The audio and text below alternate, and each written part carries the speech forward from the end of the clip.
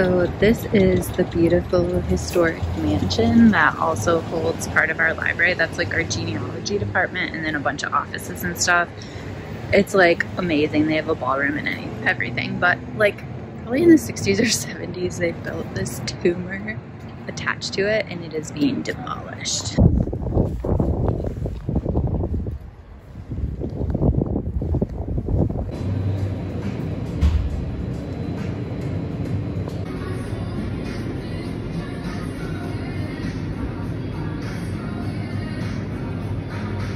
Okay, so I'm going through my collection of books and finding the shortest one and trying to read that, right? So I brought like this small collection of books to work, depending on like if I had time to read like during lunch or something like that. And one of the books that was on my list was The Employees, which is translated from Danish or something like that. And basically I ordered it way long time ago, but it's not coming in for a while because I think I got the paperback version or something like that. And so I realized the library had it, so I was like, oh, I'll just get it from the library, and then it's like counting as me reading one on my shelf, even though the one on my shelf has not arrived yet, but it's already included in the count. Anyway, so I just went to the coffee shop after work after picking up the book and read it. And it's weird as crap. I don't really understand what I read. So if anyone has read The Employees, please tell me what the heck it was about.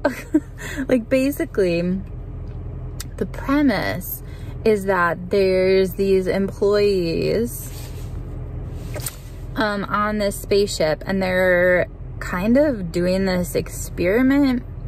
And basically some of the people on the ship are humans and some are humanoids. And then it also seems like they're kind of guarding like pieces of art that almost seem like living pieces of art. And like, I understand what happened at the end, but I guess I don't really understand the book as a whole.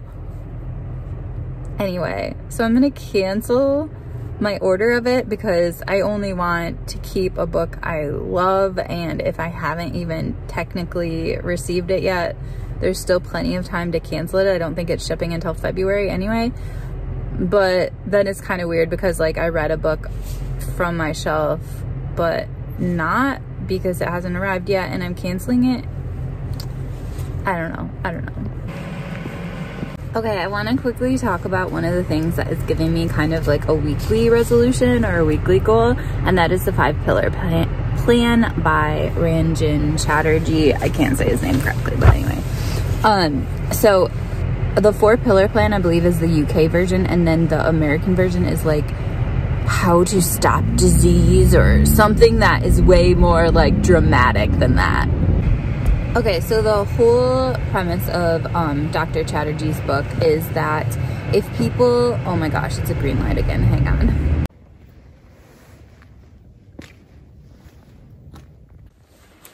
Okay, so as I was trying to say, Dr. Chatterjee basically splits up our wellness into 4 categories, and that is relax, eat, move, and sleep.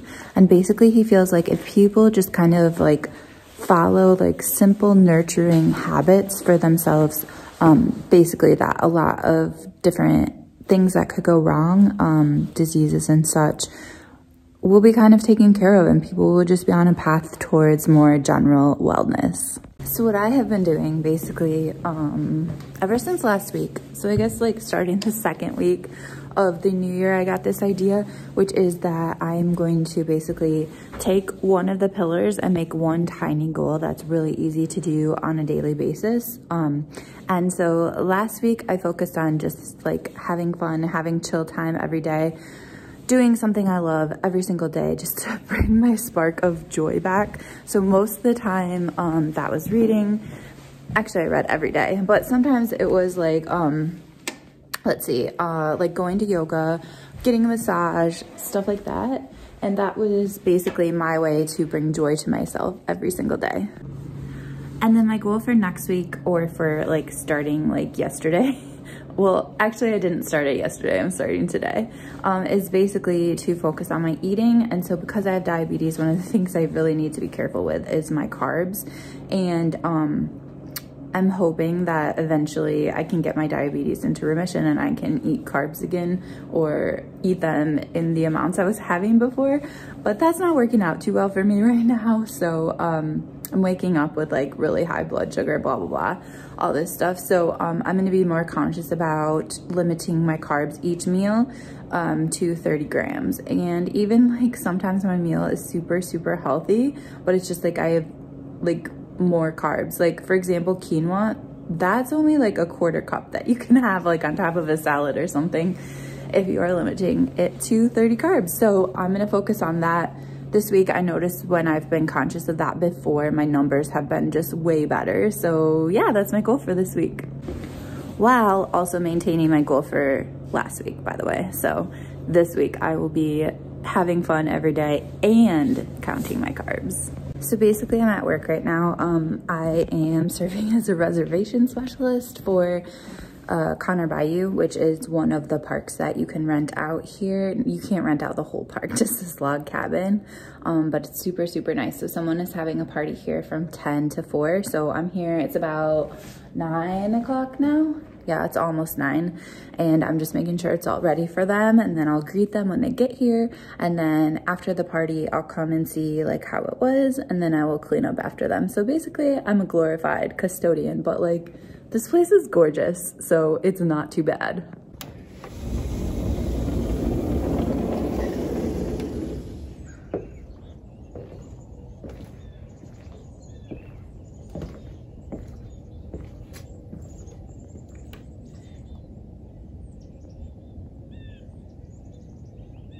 So lately, my shelf life videos have kind of been broken into 3 parts. First, little clips throughout my week. Secondly, I talk about what I read that week. And then thirdly, I kind of give the stats, like how many books I still have on my shelves that are unread. But this week I am reading so much that I can't wait until the end to talk about them all. So that's why I'm already chatting and like, let's talk about what I read yesterday on Friday. So my first read of yesterday was American Primitive, which is by Mary Oliver.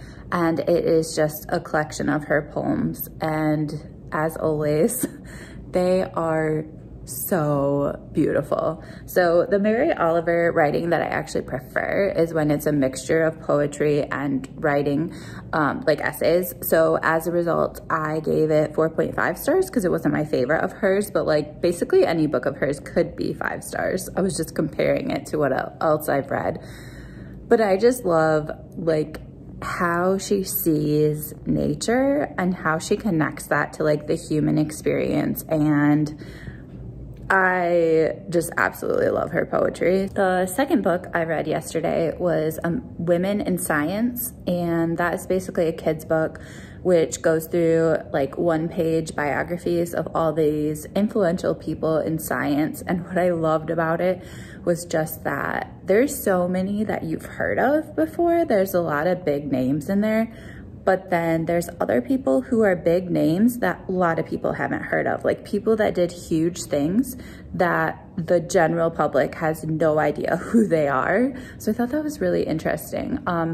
I am going to be bringing this book to school, but for my students, I feel like it's a bit above their reading level for the most part. So one of the things I think would be an awesome use of this book is like basically before bedtime, reading your child just one biography at night or something like that.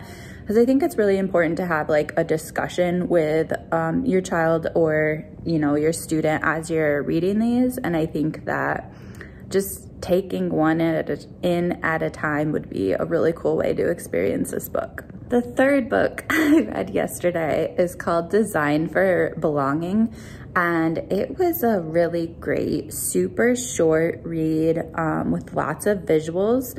So basically it is written for teachers or people who are creating an environment where they want people to get this sense of belonging.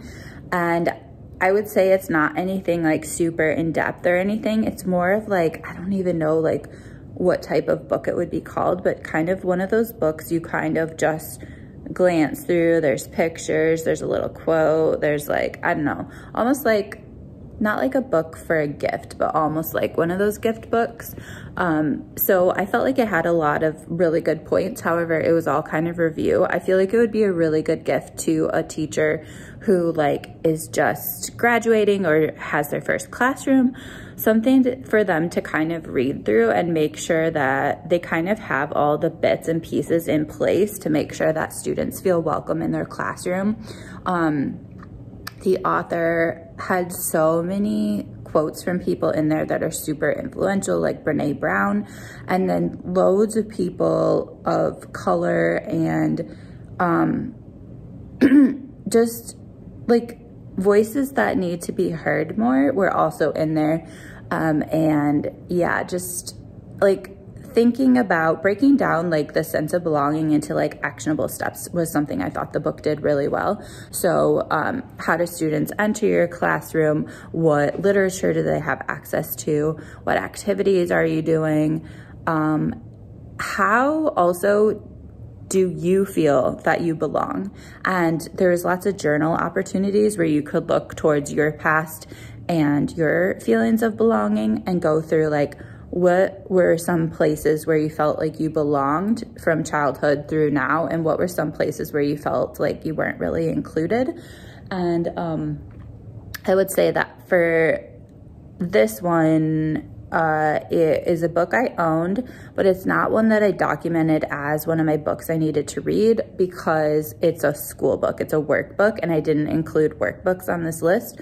So it's one I read, but it's not one that was included in part of the count. And then finally yesterday, I read The Employees. Yeah, so I guess I understood the plot, but maybe not the point.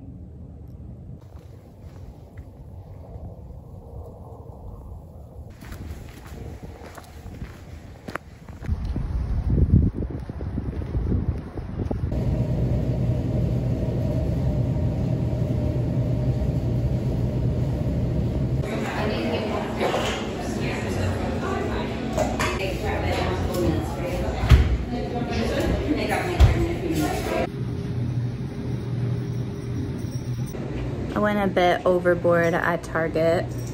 So Tabitha Brown, who's a vegan that I was first introduced to on YouTube, she basically has this new line at Target, or she's like the ambassador for this line, which is all vegan products. And I'm like here to vote with my dollars and let Target know that people want vegan products.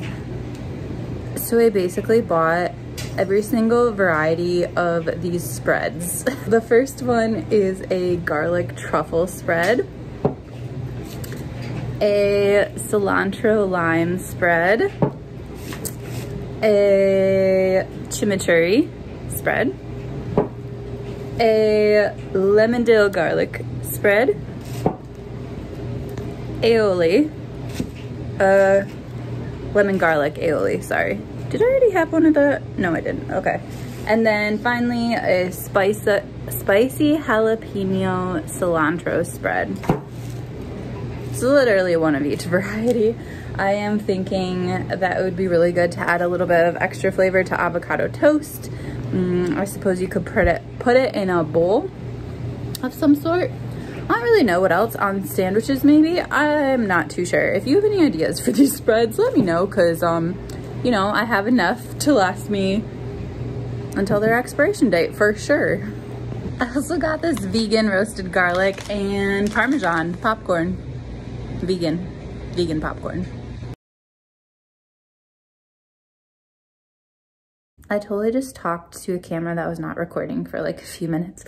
Basically, I'm back at work and I'm going to take my time cleaning up after the group that was here, because at 7 p.m. It is like 4 o'clock right now. At 7 p.m. I'm going to a nearby park, and I am going to this Women in Astronomy program, because basically the park that I work at most often, the Nature Center, they have this new like observatory sort of thing and this fancy telescope, or what I think is a fancy telescope. I don't really know much about telescopes, but because they have this whole new thing, they're trying to educate the public more on astronomy, which I always have to like make sure I'm saying the right thing, not astrology, astronomy. Anyway, and so this program is going to be on women in astronomy.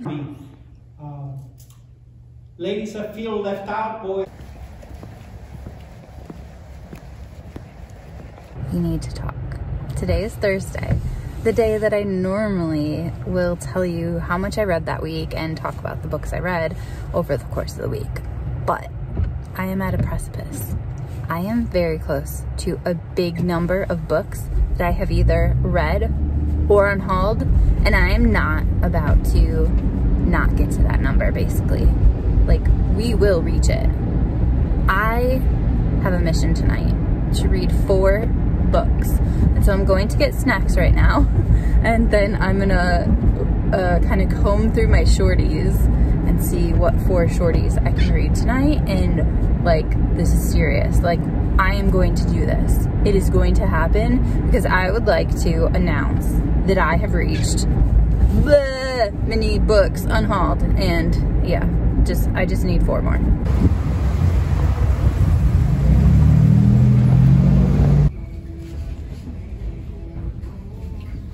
It is on. It is 5:11, and I want to read as many books as I can by the end of today, but hopefully like 4, because that would put me at an epic number, as I explained earlier. So what I'm gonna do, because Thursday is also the day that I clean my apartment, so that's ready for the weekend and like calming and all that stuff, I'm gonna clean a part of my apartment, and I'm gonna sit down and read a book in it. Then after I've read that book and entered it on Storygraph, then I'm gonna clean another part of my apartment, read a book in it, and so on until I've cleaned my whole apartment and read 4 books. Okay, this part of my apartment is clean and ready for me to read in for a little bit. But let's talk about this house phone. So a little backstory, but whenever I see the phone in Sean and Bert's house, I'm like, oh my gosh, like, is that a real phone? Like, does that actually work? Like, it's like a legit like corded phone, and I think it's like bright green. I can't remember. It's like a real bright color, super fun. And then like, I was like, oh my gosh, that's so crazy they have a phone that's corded and actually works. But then recently I was watching a video of Heather's where she was like trying to accomplish her New Year's resolutions, and she's basically calling to try and get her bike fixed. Awesome. She used a corded phone, and I was like, what is this? And then I asked her about it, and I found out basically that in Wales it's quite common for everyone to have a like landline still. Whereas here, I think it's only grandmas that have it. And what I feel like is the grandma aesthetic is coming back. So anyway, I was slightly jealous of their landlines, but you know, 1, I don't need to copy them. 2, I don't need to pay like however much a landline costs, right? And 3, it probably is something you actually do need in like the apocalypse or the next pandemic or something. But yeah, I'm not gonna, no, it's all good. Anyway, so one day I'm opening the mail, and guess what is freaking in the mail? Like a house phone. So basically this is like a Bluetooth one, so you can like talk on your actual phone, which I can't show you because I'm recording on it, and then like use this Bluetooth, so it's like you're talking on an old school phone. I was like, oh my gosh, like, did Heather send me this as a joke? No, she didn't. And I was like, okay, well, maybe Sean sent me it as a joke, because she also knows I'm obsessed with her phone. No, another no. So basically, I finally decided that my Amazon packages that came today, 2 of them are open, and I think basically that the delivery driver or the warehouse person or whoever had like open packages and stuff on the ground somewhere and didn't know what to do about it. So decided to like stuff my Kindle case that I was supposed to get inside someone else's package, and then put this phone inside my package. So it was addressed to me, and it's mine, but it's not, it wasn't supposed to be mine. Like, I don't know who was supposed to receive this phone, but Amazon is letting me keep it. And now I have a wannabe house phone. So basically I've manifested a phone. So before I pick out the book that I'm gonna start with, in my one clean area of my apartment and pretend that the rest is clean. I want to talk about what I finished during my lunch break today, which was another shorty, because this is just like trying to get as much done in January in regards to my TBR as I can. But it is A Small Place by Jamaica Kincaid. This was amazing. This is my first Jamaica Kincaid, and I definitely want to read more by her. I know there's loads of people on YouTube who absolutely love her, but this was nonfiction, memoir-ish, but I feel like she makes a lot of political commentary, so it's almost like, is it a memoir? Is it essays? I don't know. I loved it so much. Basically, she grows up in Antigua, and I'm one of the people who, I can't remember if I've been to Antigua. I would have to go through and look at like all the different islands I've been to and places like that. And yeah, I don't even know. Anyway, but as a kid, that was our main vacation, is we would go on cruises or go to all-inclusive hotels. And so I've been to the majority of islands in the Caribbean that are touristy sorts of places to go. And that's kind of where her book opens up, is basically like bashing all these tourists and like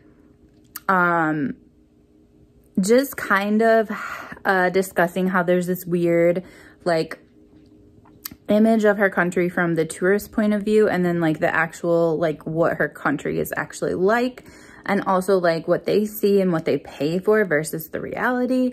And it was so needed, I feel like, to have tourists come with a more realistic expectation, or not even a realistic expectation, I guess, but just an awareness of what's going on around you while you are having like a pina colada or something by the beach.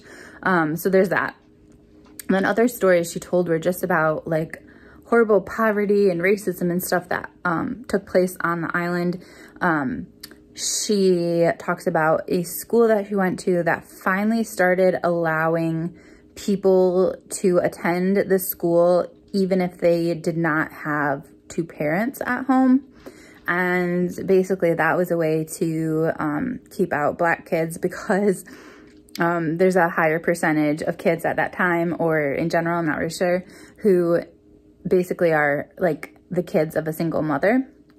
And so if you set rules like that, you're keeping out a certain group of people, and like, you know exactly what you're doing when you make rules like that.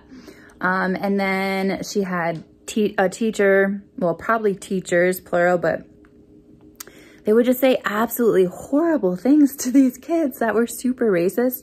And she had this whole like conversation about like how these women came from like far away, like England and stuff, to come and teach at their school. And you would think that if they were like a guest kind of in their community, that they would be more respectful, but they were just horrible.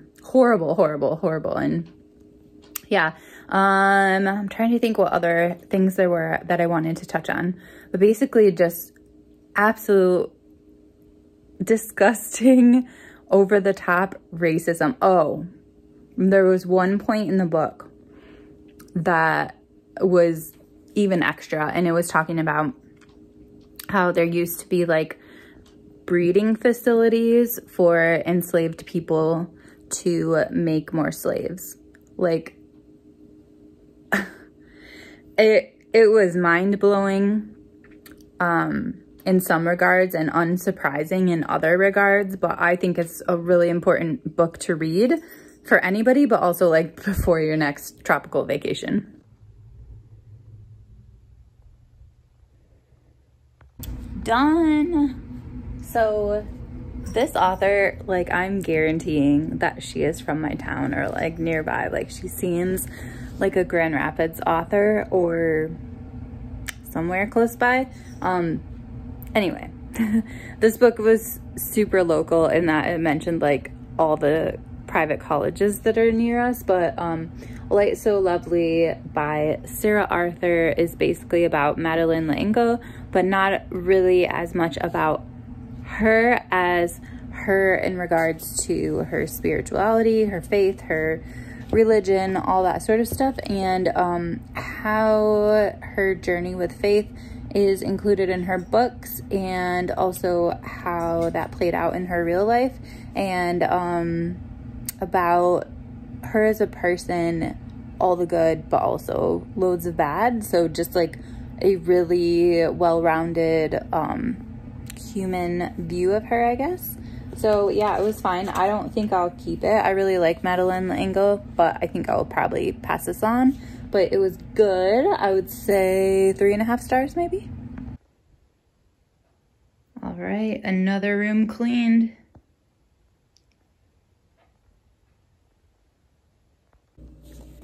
Okay, so I'm very sorry, Edgar Allan Poe. I'm DNFing this and unhauling it, which still counts as a book, because apparently I only like his well-known stuff, which is in here as well. But I was just reading through the beginning and I was like, yeah, I don't really care about anything you're talking about. So yeah, sorry. This is unhaul, DNF. All right, next up I need to clean the kitchen, which seems pretty easy, except when you realize that a lot of the stuff from the other rooms has just been piled there. Okay, my kitchen is decently clean. So now I'm gonna be real weird and sit on the floor in my kitchen and read. I am going to finish our Read So Lit book club book, which is Shame on Me by Tessa McWatt. I am loving this so far. Basically, Tessa McWatt would be identified by like the outside world as Black, or I should say by white people as Black, but she actually has like loads of other ancestries that are kind of part of her. And so this whole book is about identity and just how your identity is defined and how other people can define your identity for you without you involved at all and without no knowledge of your background. And she goes through a variety of body parts, it's kind of a memoir and essays, I would say. It's very, gosh, what would it be called? She's just kind of almost like she's speaking in a journal. It's just kind of like a flow and kind of a self-reflective kind of approach, as well as sharing stuff in essay format. So it's just very interesting to read, and it almost seems like this book is cathartic for her to write as well. To me, writing feels like going home, a direct connection to something bigger outside of myself and yet coming from within me.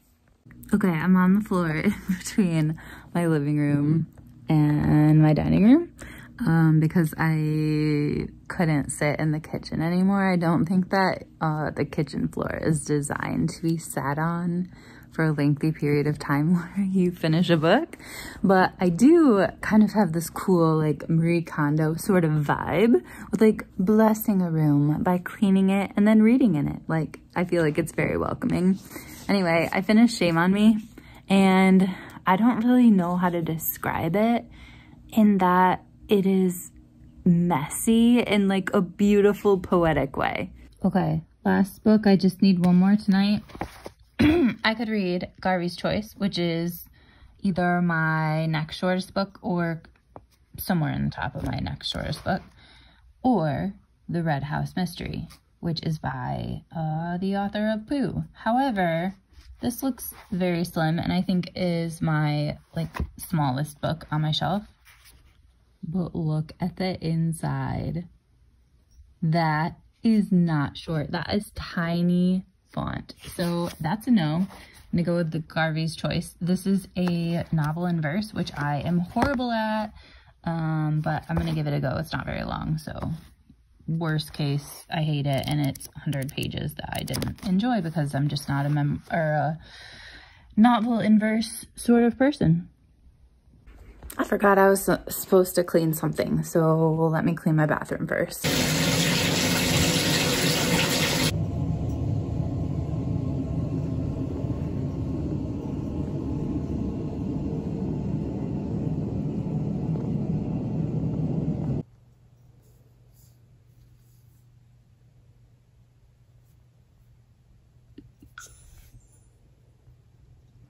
I have to leave for work in like 2 seconds, but I wanted to wrap this video up. So I am in this bookish corner, and I apologize for the cat's scratching post being here, but like I don't have time, okay? So I wanted to talk about something first, and then I want to wrap up this book that I finished last night, and then I'll go over the stats, which I wrote on a beautiful sheet of paper and left on the counter.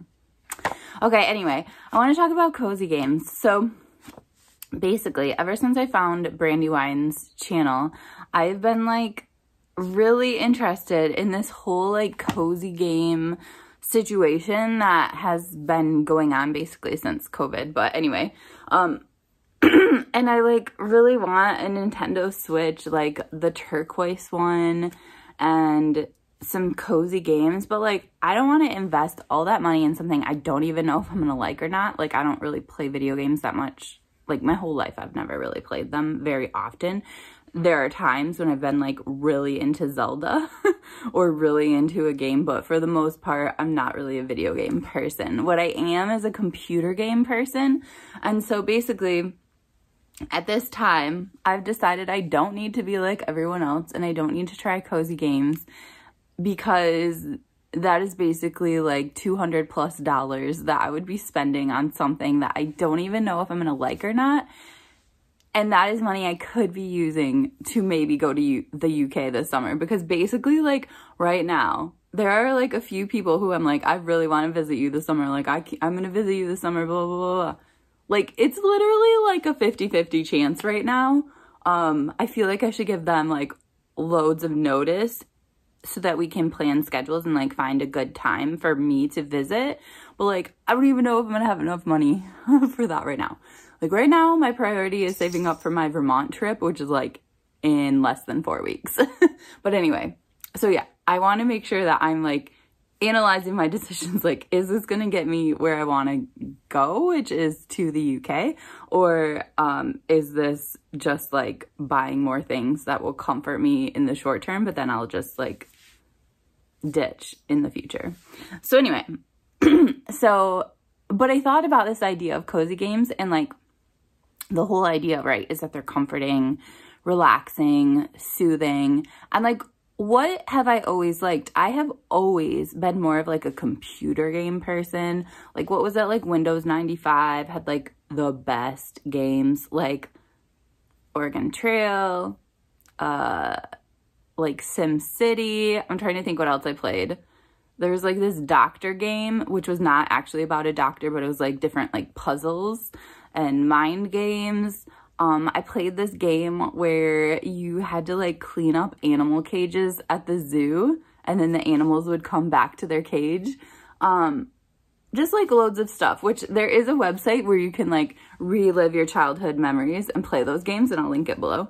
But anyway, the games I have right now on my computer, like I'm going back and playing those, and I don't care if no one else plays these games and if they're childish and all this sort of stuff, but like they bring me joy. So the one that I've been playing lately is The Sims, which I played loads in college. Like my friends and I would just go to someone's dorm room and just all sit down and play it. I love that game so much. And so I have like rediscovered it this week and have been playing it.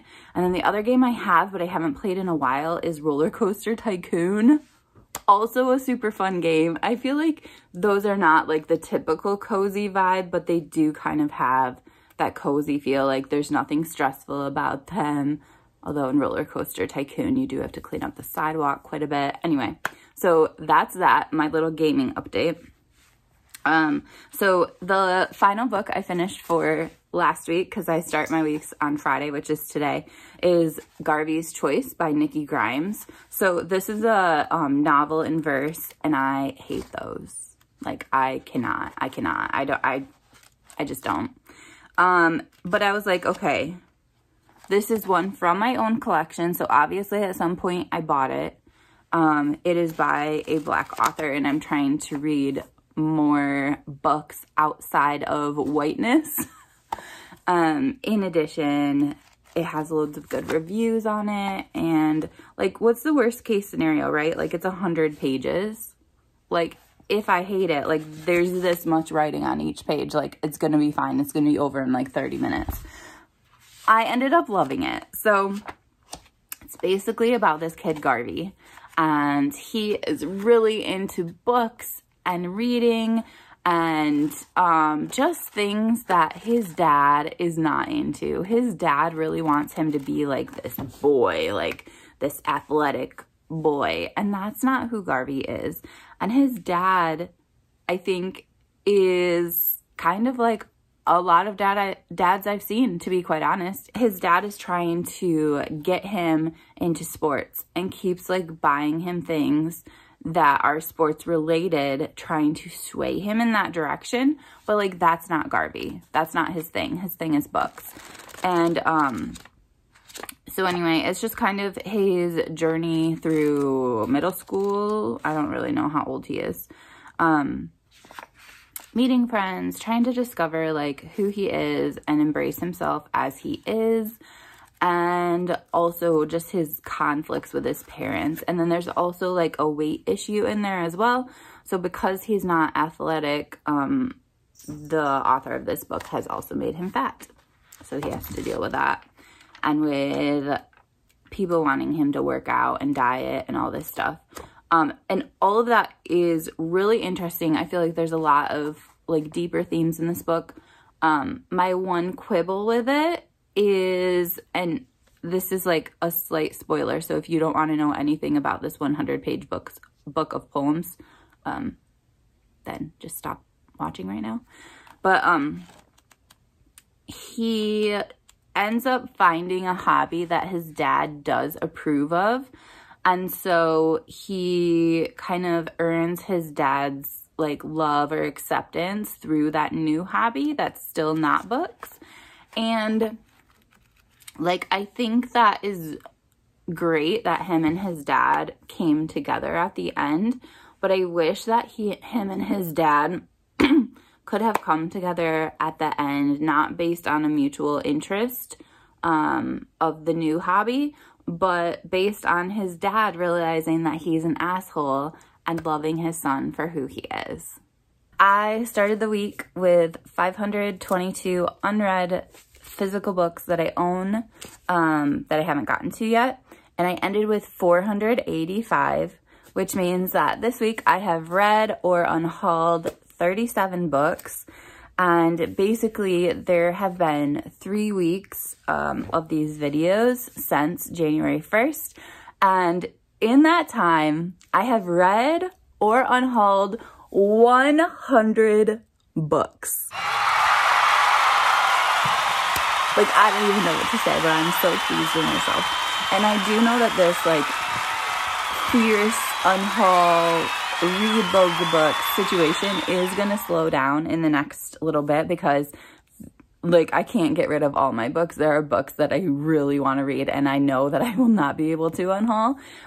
So the numbers are probably going to slow down. And then in addition, like, the rest of the school year, like, I'm going to read books that are longer than 100 pages of verse.